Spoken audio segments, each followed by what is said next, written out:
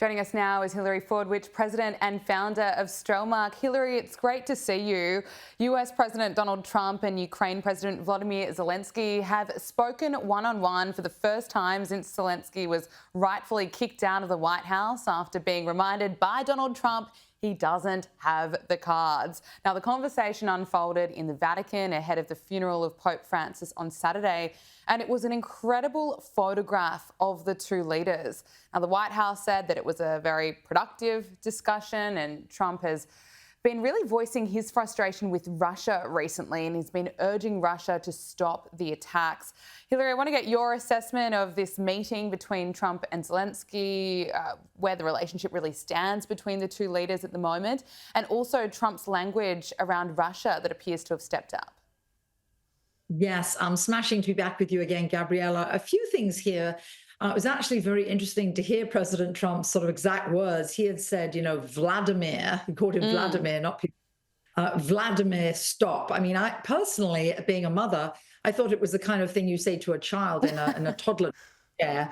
And it did really verbalize his frustration. I think he's very frustrated. I think that was, yes, and it was particularly after the Easter strikes. Here were just, Christians, regular people going to church on Easter Sunday. And the Russians, after there was a sort of a tentative agreement of a ceasefire, they just killed innocent civilians. And I don't think there's any leader, any nation, or any decent person that would think that that was acceptable. So I think that was a contributing factor.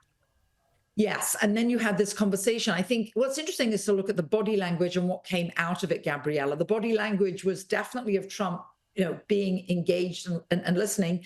And certainly Zelensky looked, sort of very adamant and strong in his position there.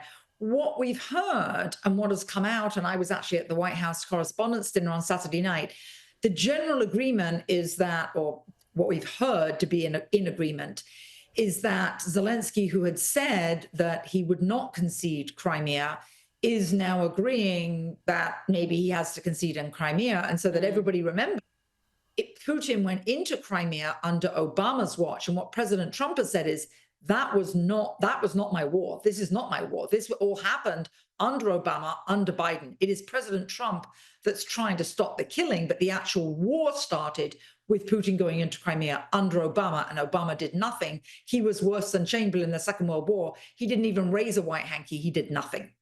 Absolutely. Look, it's interesting. Zelensky says that he's now open to an audit on how Ukraine spends US taxpayer dollars. I'm sure many Americans would like to see that. We know that Ben Shapiro, who's the host of a Daily Wire show, travelled to Ukraine to speak with Zelensky, and he asked him if he would be willing to do an audit on how Ukraine spends US taxpayer dollars, to which Zelensky said, of course, there's nothing to hide. Let's take a listen. How do you answer those questions? What kind of transparency can you provide to the American people to guarantee that their taxpayer dollars are being used in the best possible way to fight Russia, to defend Ukraine, and to ensure that if the United States wants, would an audit be possible by the United States of where those dollars are going? We are ready to have any inspections from the very beginning of the war. The inspectors coming from the United States, Europe, and our own inspectors, they're working. We have complete reporting, counting, absolutely transparent within the Ministry of Defense. There is access to all the figures starting from the very first year of the war. Hilary, do you buy this? Are we really going to get an audit? Well, he said so. Actually, since the Pentagon in the US hasn't passed an audit for over 7 years, it'd be interesting to see if they could, Zelensky can pass this audit. But it is important that he says yes. Why? Because there has been a lot of attention over here and a lot of reports, and I don't know where they've originated from, of the Ukrainian, many actually ministers being, I've seen reports of them being in Monte Carlo and elsewhere, and you see cars like Brigadis and Maseratis with Ukrainian plates saying, and the caption always is, this is where your taxpayer dollars are going to. Now, where those reports have originated, if they're Russian misinformation, I don't know, Gabriella. That is not something that I've ever seen proven, I've seen any proof of. So I think he was definitely smart to agree to an audit, and I think American taxpayers would feel far better if we did see some audit results. I think that he would garner more support.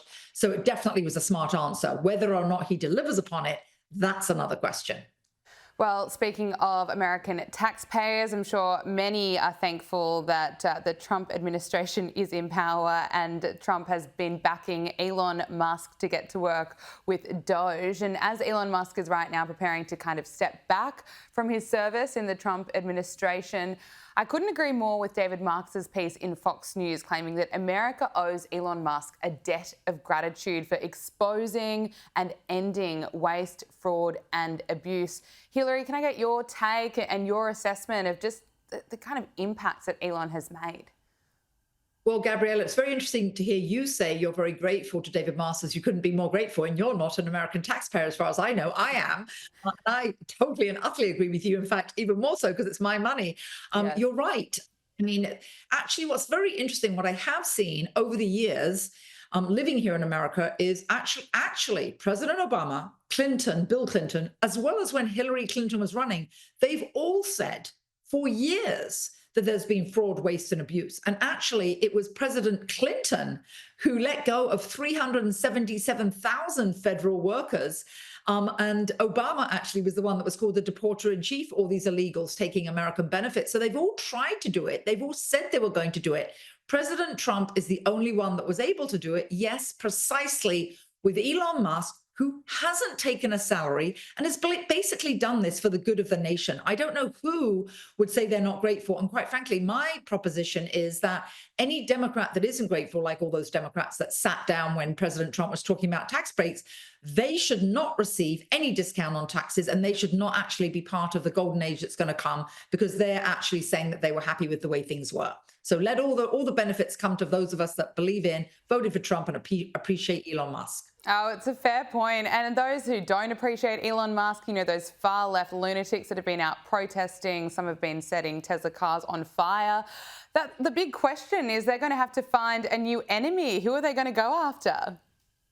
Yes. And you know what's so hypocritical, Gabriella, is that they're setting fire to these Teslas. Well, first of all, I'm sure, I don't know the statistics, but I'm sure not many people dashed out and bought Teslas the day that Trump was elected. So a lot of those Tesla owners were actually original left-leaning, probably Democratic liberals, and also people that purportedly care about the environment. If you care about the environment, why are you setting a truck on fire that's actually going to cause carbon dioxide damage to the environment? It is beyond hypocritical. Oh, makes so much sense, doesn't it? Now I have to talk to you about CNN. Its primetime ratings dipped below 500,000 viewers, with less than 100,000 of those coming from the 25 to 54-year-old demographic. Now, the numbers are, of course, a troubling sign for the network. Hilary, are you surprised? Why are the ratings just tanking?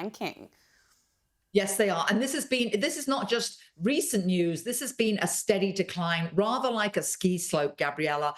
And what's interesting is, where are those viewers going? I can tell you one of the networks they're going to, and that is Newsmax. I'm a proud contributor at Newsmax. They're now the fourth watched network, right behind Fox.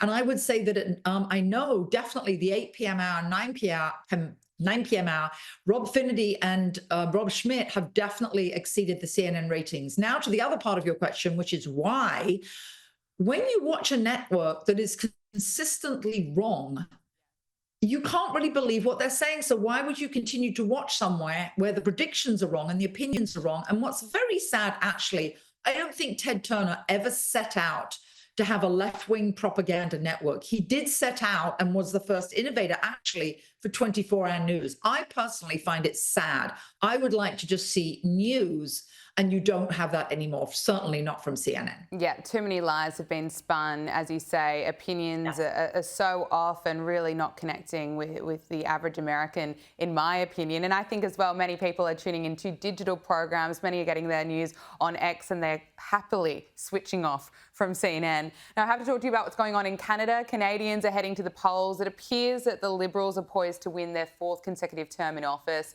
We know that Trump has trolled Canadians on election day. He's taken to social media joking that he was on the ballot. Calm down, everyone, it is a joke. And repeating his call for Canada to become the 51st US state. Now, it appears that former central bank Governor Mark Carney will be the winner. We'll wait to see. Hilary, what's your assessment of Canadians just getting another Justin Trudeau with him? Well, that is really how it looks. Mark Carney certainly is the head of the Bank of England. was actually no great force in terms of economic change nor prosperity. So I actually think this is rather sad for Canadians. The definite that has come out of this is the Canadian national spirit. There's actually been quite a few commercials with their elbows in the air referring to the hockey move that the Canadian ice hockey successful players have used.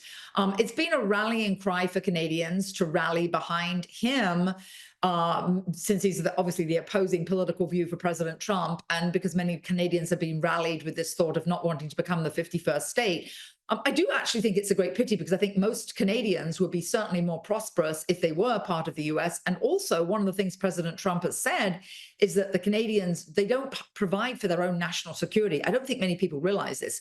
Americans, the American taxpayer, provides for Canadian security. So I think the Canadians need to step up for a lot. But yes, you're right. The election results are looking like it will be Mark Carney. And this is a drastic change from as recently as December, when they were polling at about 11%. They went into this election tied with Pierre Poilievre, the more populist conservative candidate. Of course, it's a parliamentary system. There are 343 seats at stake. And like in the UK, people vote for their local congressman, and then that seat then determines who will be prime minister, looking like Mark Carney. The polls have closed here on the East Coast. They will close at 10 p.m. on the West Coast, 7 p.m. their time, and then we should know more tomorrow. However, their ballots are still paper ballots, Gabriella, so it will take a while for the concrete results to be counted. Okay, and Hilary, finally, there was really sad news over the weekend that Virginia Duprey, who of course accused Prince Andrew and Jeffrey Epstein of sexual assault, has died.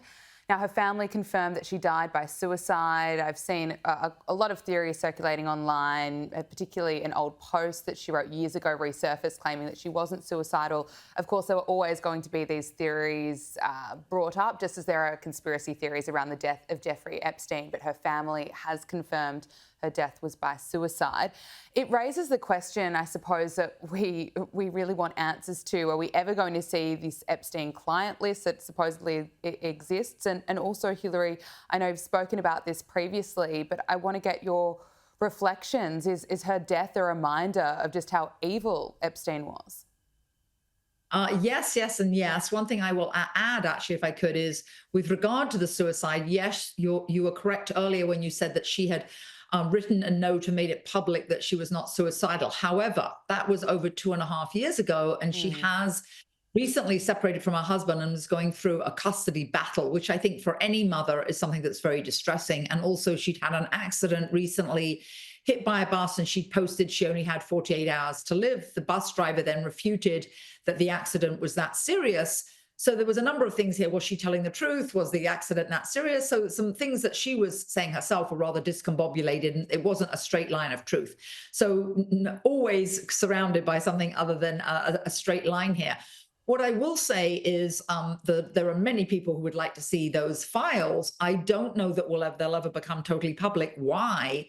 Because there's too many people that are too powerful in too many places that don't want them to become public, Gabriella. And I think that behind the scenes, they're the ones that are controlling those lists. They were supposed to be made public right after Trump came to power, and they weren't. So that remains to be seen. And I think it's somewhat doubtful that we'll ever know sort of the whole truth.